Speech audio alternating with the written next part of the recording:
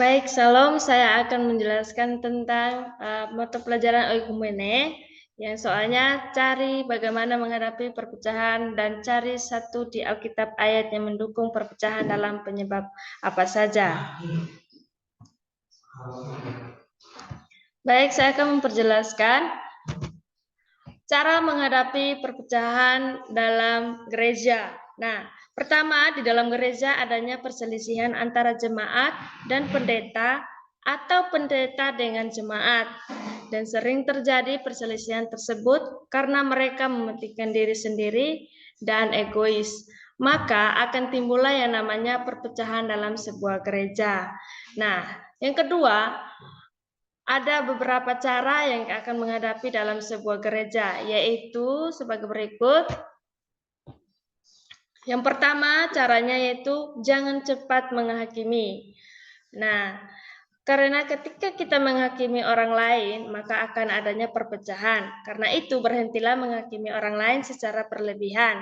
Nah, dalam ayat yang mendukung adalah Roma 14 ayat 10 mengatakan, tetapi mengapakah engkau menghakimi saudaramu, atau mengapakah engkau menghina saudaramu, sebab kita semua harus menghadap takhta pengadilan Allah. Nah, tentang cara cepat menghakimi di sini, ketika jemaat atau gembala menghakimi jemaatnya dengan tidak baik, maka adalah sesuatu yang namanya ketimbulan permasalahan, sehingga ada perpecahan dan akan menjadi perselisihan dalam sebuah gereja atau jemaat dengan gembala. Nah, yang kedua adalah lakukan apa yang benar. Nah, ketika kita tidak melakukan yang benar atau baik kepada seseorang atau dalam gereja, maka akan menimbulkan perselisihan dan akan terjadi perpecahan dalam sebuah gereja. Oleh karena itu, lakukanlah yang benar atau baik kepada seseorang atau dalam gereja. Yang terambil dari Roma 8 ayat 28 mengatakan, kita tahu sekarang bahwa Allah turut bekerja dalam segala sesuatu yang mendatangkan kebaikan bagi mereka yang mengasihi Dia, yaitu bagi mereka yang terpanggil sesuai dengan rencana Allah. Nah, yang lakukan apa yang benar di sini adalah mengatakan bahwa kita harus melakukan yang baik. Misalnya gembala harus melakukan yang baik untuk jemaat. Jangan sampai kita tidak melakukan yang tidak baik kepada jemaat, sehingga jadilah sebuah perpecahan dalam sebuah gereja tersebut. Nah, yang ketiga, jangan merendahkan sesama. Nah, karena ketika kita merendahkan sesama pelayanan dalam gereja, maka akan ada namanya perselisihan, sehingga akan terjadi perpecahan. Maka kita perlu untuk tidak merendahkan sesama pelayanan dalam gereja. Kita harus bersatu supaya setiap pelayanan dalam gereja ada sukacitanya.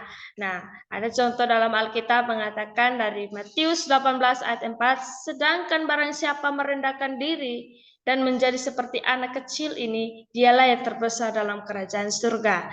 Nah, jangan merendahkan sesama, artinya di sini ketika jemaat merendahkan gembalanya atau gembalanya merendahkan kepintaran atau apapun jemaatnya, akan menimbulkan sebuah perpecahan dan akan membuat hati jemaat sakit hati karena merendahkan kekuatan atau apapun. Jadi sebagai gembala kita harus menjaga image kita untuk menjaga jemaat tidak sehingga jemaat tidak bisa